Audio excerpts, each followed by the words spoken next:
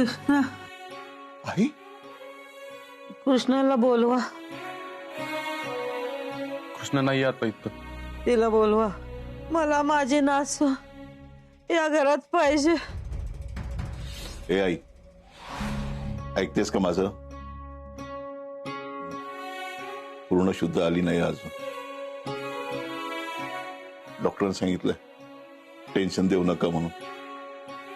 आता कृष्णा नाही आली सांगितलं तर आणखीन टेन्शन घे. मला माझ्या कृष्णाशी बोलायचं.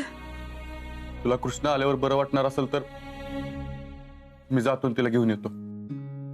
तू तू काळजी घे स्वतःची. मी आलोच. आई ऐक ना.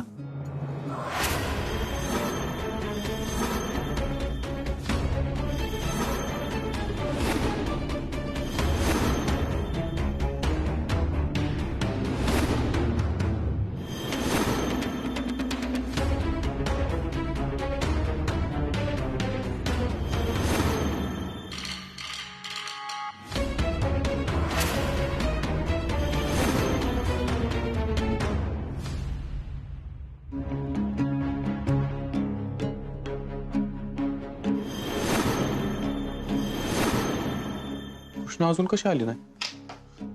आतापर्यंत यायला पाहिजे होती. राया सर, तुम्ही आज कारखान्यात येणार नव्हतं ना? आता हे घर माझ्यासाठी कायमचं परक झालंय.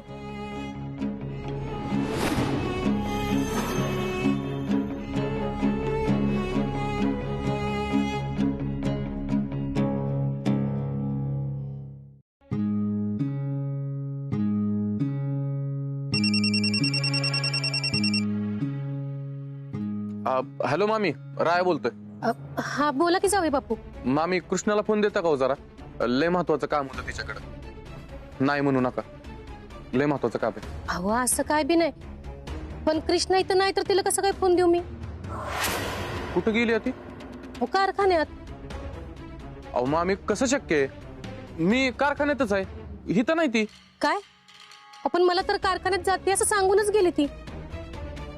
बर बर, आली असेल, दुसऱ्या डिपार्टमेंटला गेली असेल, मला दिसली नसेल. मी बघतो. बरं ती कारखान्यात नसली तर मला कळवा काय. आणि दुसरं कुठे जाणार नाही ती तशी, आणि तुमच्या घरी तर नाहीच जाणार. नाही म्हणजे मला तसं नव्हतं म्हणायचं, माफ करा. हरकत नाही मामी, चला मी ठेवतो.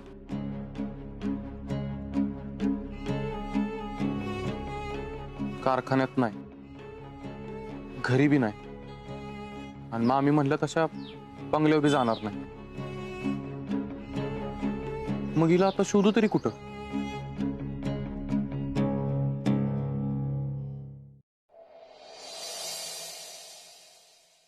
माझी कृष्णा. नाही आली फुयाची तुझी कृष्णा. ती कारखान्यात बी नव्हती आणि तिच्या घरी बी नव्हती.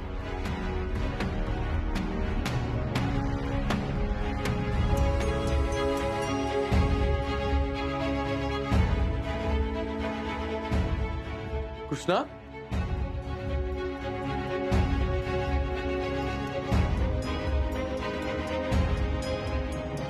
या फुई आजीने शेवटी माझ्या सगळ्या प्लॅनची माती केलीच. मी एवढ्या हुशारीने या कृष्णाला घराबाहेर काढलं होतं. ही म्हातारी कृष्णाला परत या घरात घेऊन आली. पण घाबरू नका, मी या कृष्णाला इथे फार दिवस टिकू देणार नाही. बस. असं कसं बस? फुई आजी, तुम्हाला हे सगळं संपवावं लागणार आहे बरं का. मी तुमचं अजिबात ऐकणार नाही. चला आ करा.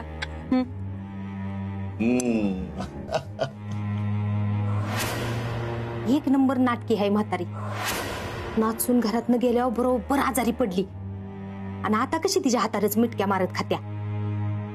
आज्जे, तुला असं खाताना बघून बरं वाटतंय बघ. तुम्ही गेल्यानंतर यांनी डोळेच बंद करून घेतले होते. आम्ही किती आवाज दिला, मग कृष्णा आली, तिने एक आवाज दिला, लगेच उठून बसली. जे काम कोणी करू शकणार नाही ना, ते काम आमची कृष्णा करणार. माझ्या नाचुनाच्या हातात जादू आहे. अरे ती आजूबाजूला असली ना की समज चांगलं होतं बघ असं वाटतं. बरं झालं पोरी तू आलीस. लई तुझी आठवण येत होती.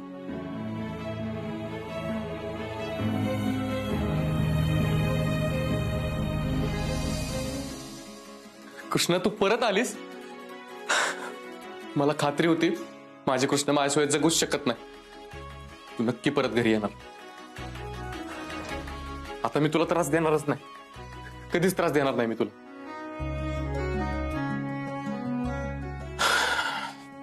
लवकर ये कृष्णा. तू कधी एकदा या खोलीत येतेस ना असं झालंय मला. मला तुला घट्ट मिठी मारायची. तुला सांगायचं आहे की मी तुझ्याशिवाय जगूच शकत नाही. तू आयुष्य आहेस माझं.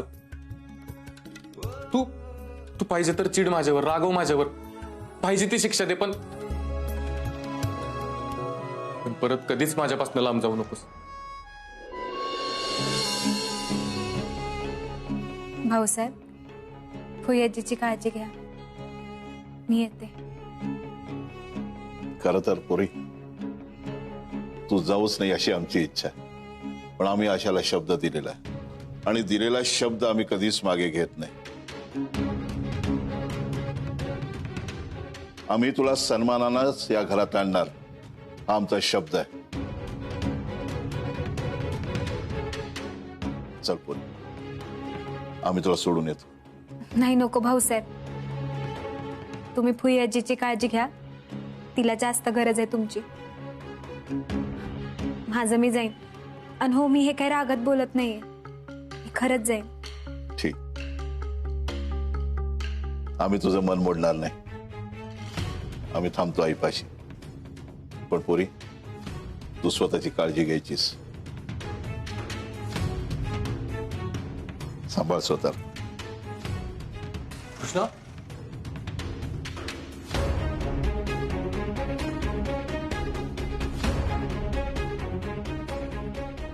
कुठे चाललेस कृष्णा? तुला बाहेर काय काम आहे का? चल मी येतो तुझ्यासोबत. नाही नको, मी कामाला नाही चालले. मी माझ्या घरी निघालीये. कृष्णा पण तू तर परत घरी आली होतीस ना? मी इथं फक्त फुयाजीसाठी आले होते, राहिला नाही. आणि मला नाही वाटत ह्या घरात पुन्हा माझं मन रमल.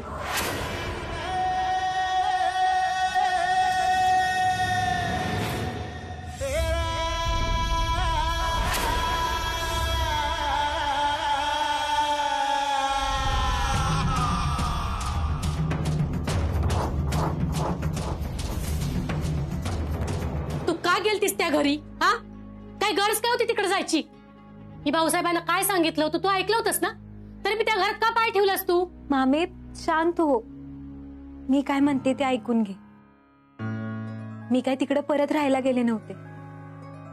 प्रश्न फुयाजींच्या आजारपणाचा होता.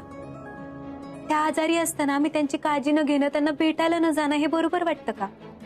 तूच सांग बर मला. हे बघ, माझी भांडणं रायाशी आहेत, फुयाजींची नाहीत. त्या घरात मला त्यांनी तुझ्या इतकाच जीव लावलाय. मग मी कशी जाणार नाही सांग मला? कृष्णे, अगं तुझं मन मस्त चांगलं आहे, निर्मळ आहे, पण त्याचीच मला कधी कधी काळजी वाटते बघ. अगं फुयाजी बी चांगलेच आहेत, त्यांच्याबद्दल माझ्या मनात कसलीच आडी नाही. पण एक गोष्ट कायम ध्यानात ठेव कृष्णे, जेव्हा आपण एखाद्याला शब्द देतो ना, तेव्हा तो शब्द तुटला नाही गेला पाहिजे. नाहीतर माणसाची किंमत कमी होते आणि लोक आपल्याला गृहीत धरायला लागतात बघ. जसं त्या गुली आणि रंजना वहिनीने आपल्याला गृहीत धरलं आणि आपल्याला अंधारात ठेवून तुझं लगीन कप्ताना रायांशी लावून दिलं. मामे, मला एक सांग, शब्द आणि कर्तव्य यामधील एकच काही पाळायचं झालं तर काय पाळशील? तुला पण पटकन काही सुचलं नाही ना? माझी पण आज अशीच अवस्था झाली होती. पण मग तुम्हाला लहानपणी एक गोष्ट शिकवली होती ती आठवली. किती बी काही झालं तरी ज्या लोकांनी आपल्याला जीव लावलाय, आपल्या वाईट काळात आपल्याला धीर दिलाय, आपल्या पाठीशी खंबीरपणे उभं राहिलेत, त्या बाबतीत त्यांचे कर्तव्य व्यवस्थित पार पाडायचे. त्यात कसलीच कसर सोडायची नाही. काय असतं जग हिकडचं जग हिकडचं जग इकडचं तिकडं झालं तरी बी चालेल, पण आपण त्या माणसांची साथ कधीच नाही सोडायची, त्यांना कायम मदत करायची. हो ना. मग मी तरी फुयाजींची साथ कशी सोडली असती? त्या घरात जेव्हा सगळे माझ्या विरोधात होते तेव्हा फुयाजी माझ्या डोक्यावरनं मायाचा हात फिरवायच्या, माझ्या पाठीशी खंबीरपणे उभं राहायच्या. येळ आली तर सगळ्यांची माझ्यासाठी भांडायच्या. पण मग माझं पण कर्तव्य होतं ना त्यांच्या या वाईट काळात त्यांची काळजी घेणं, त्यांची सेवा करणं. तुला दुखवायचं नव्हतं, पण मला माझे कर्तव्य पण पार पाडायचे होते.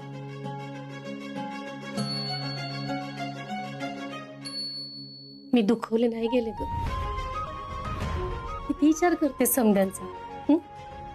कायम अशीच राहा. तुझा मान फक्त तुलाच मिळावा एवढी एकच इच्छा आहे बघ माझी.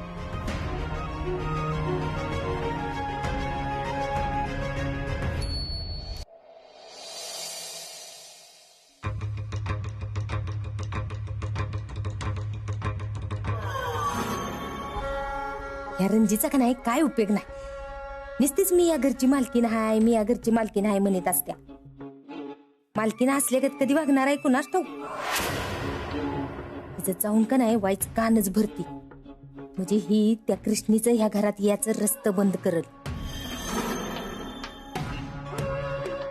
काय बया, एक बी गोष्ट धड माझ्या मनासारखी घडणं झाल्या.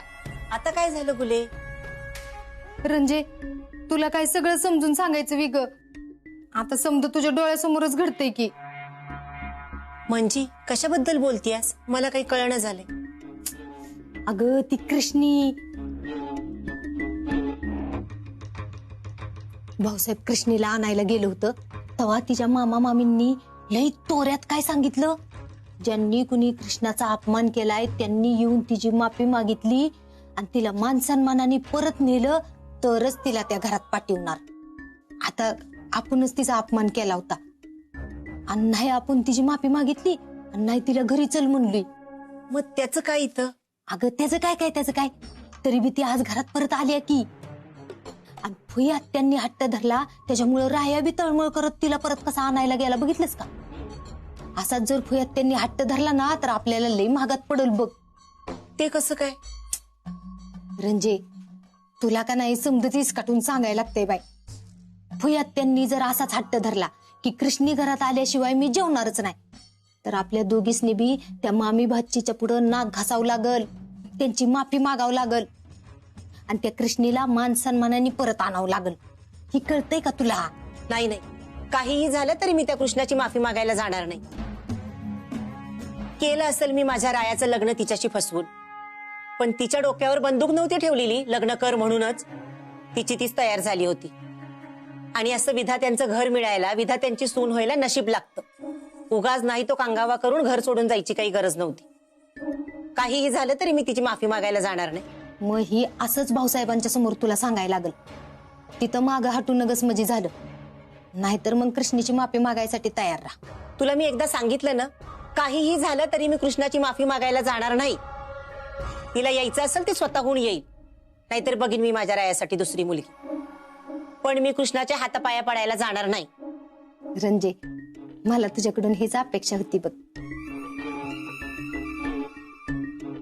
कृष्णे, तुझं ह्या घरात याचं समदर असतं आता हळूहळू कसं कायमचं बंद करत्या का नाही ते तू बघच.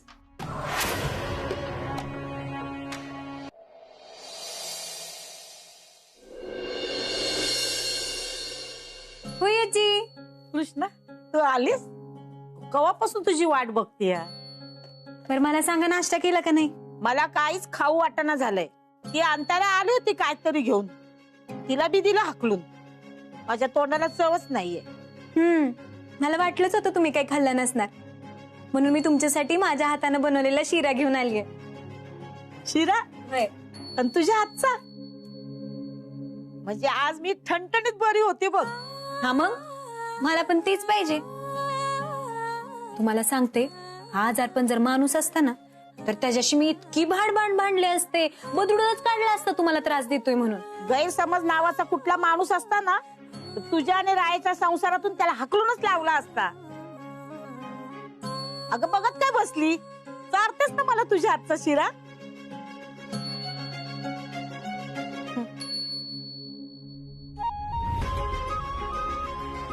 वा, तुझ्या हातात अन्नपूर्णाच आहे पोरी. जी काय बनवतील त्यांनी जीभ आणि पोट मन एकदम तृप्त होतं बघ. तुला खरं सांगू का, तू जर आज आली नसती ना तर मी नाश्ताच केला नसता. माझं बी मन लागत नाही पोरी, तू या घरात नाहीस म्हणून. मग मला बोलवून घेत जावा, मी येत जाईन तुम्हाला भेटायला. आणि तुम्हाला काय खायला पाहिजे ते सांगत जावा, मी घेऊन येत जाईन. असं म्हणतेस? मग उद्या साबुदाण्याची खिचडी आण. उद्या महाशिवरात्र आहे ना. बर, पण पहिला यो शिरा संपूया का? हा. हा.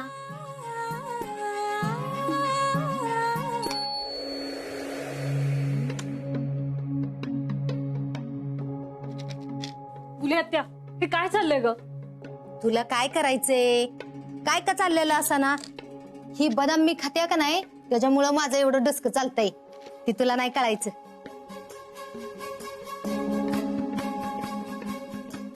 आणि हे बघ, तू आता माझी सून आहेस, त्याच्यामुळं माझ्या आवाज चढवून बोलायचं नाहीस परत. माझी मालकीन व्हायला जाऊ नगस, तुला सांगून ठेवत्या. झालं तुझं सगळं बोलून? समोरचा काय बोलतोय ते नीट ऐकून तरी घेत जा. मी तुझ्या बदाम खाण्याबद्दल नाही बोलत आहे. कृष्णा परत आली त्याच्याबद्दल बोलते. काय? मग काय, कृष्णी परत आल्या?